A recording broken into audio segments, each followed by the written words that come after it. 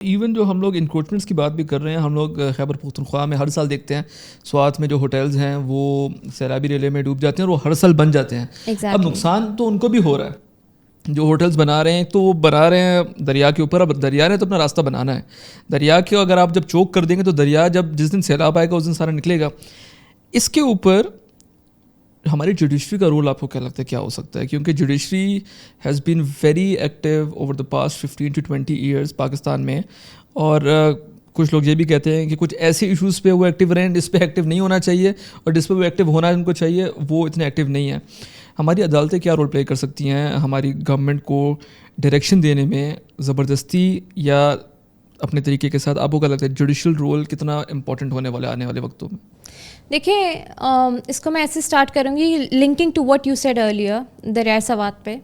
अताबाद झील was a result of a landslide जिससे बहुत से देहात ज़ेरे आब आ गए। आज भी कहते हैं कि अताबाद लेक के नीचे गाँव के गाँव हैं। एग्जैक्टली और वहाँ बिल्कुल उसके ऊपर हमने लक्स हुंजा बना दिया, ठीक है।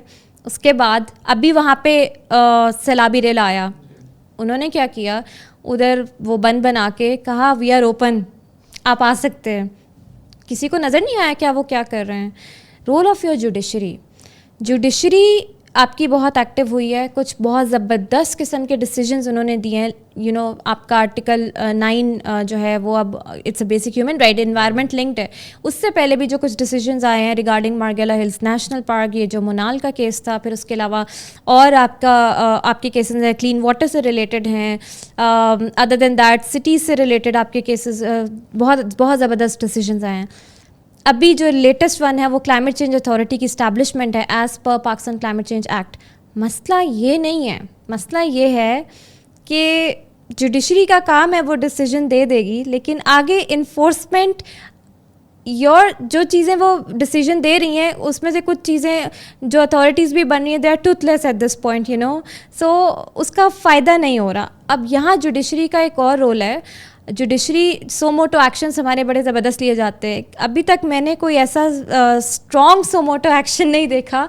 जो अभी फ्लडिंग हो रही है उस पर प्रॉबेबली शायद छुट्टियां चल रही हैं। एक्चुअली सोमोटो के भी लॉज बन गए ना पाकिस्तान में, और हमने अभी अमेंडमेंट लिया है जिसमें हमने सेपरेट कर दिया कि ये जुडिशरी ये काम कर सकती है और ये नहीं कर सकती। फिर आपके स्पेशल ट्राइब्यूनल्स होते हैं इन्वायरमेंट के। मसला ये है कि इन्वायरमेंट के केसेस भी जो बनते हैं टेक्निकल कैपेसिटी नहीं है।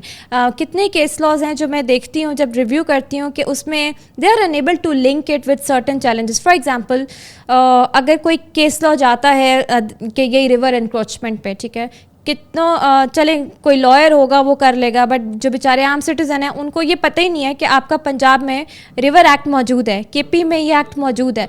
हमें पता ही नहीं कि हमारे लॉज, हमारे फंडामेंटल राइट्स क्या हैं। तो यहाँ पे जुडिशरी रोल प्ले करे कि अवाम में अवेयरनेस दे, लिंक करे with academia, with think tanks, with research institutions on how they can create awareness, कि एक आम बंदे को भी पता हो कि अगर यहाँ पे मैंने इन्वेस्टमेंट करनी है तो यहाँ पे इन्वायरमेंट मेरा बेसिक राइट है अब, ठीक है, तो मैं उसके अगेंस्ट किसको कैसे सू कर सकता हूँ। मेरी अगर मैं पे कर रहा हूँ अपनी सर्विसेज के लिए फॉर वेस्ट मैनेजमेंट, तो जो कूड़ा है क्या वो साफ पानी में जाके डंप हो रहा है या उसको प्रॉपरली मैनेज किया जा रहा है? नहीं करे तो I can sue them as per my constitutional right.